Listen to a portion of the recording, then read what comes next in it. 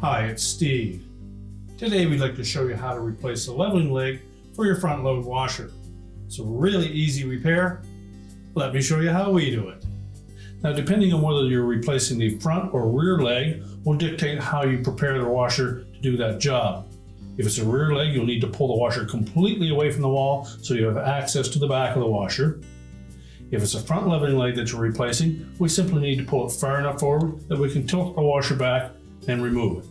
Now, with the washer pulled far enough forward, we're ready to tilt it back so that we can change out that leg. So either tilt it back enough that you can put some support underneath the body of the washer, or tilt it back far enough that it will balance itself against the wall. Make sure it's stable. And then using a 14mm wrench or a 9/16 wrench, we're simply going to remove the old leveling leg if it's still in place.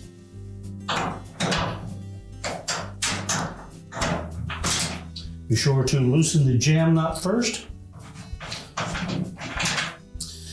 If you're replacing the leg because it was bent or damaged, you'll want to make sure that the threads are still in good shape. If need be, you can run a tap through those threads to make sure that they're nice and clean. We'll discard the old leveling leg before you install the new one. Make sure the jam nut is free. And we'll thread the leg into the approximate distance that the old one was.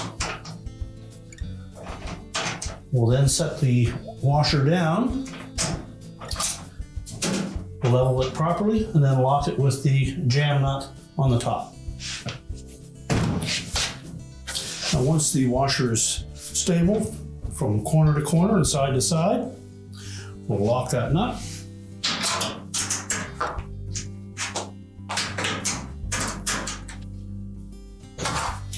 Make sure the jam nut is locked securely, and now we can push the washer back into position. We're now ready to push the washer back into place, and your repair is complete.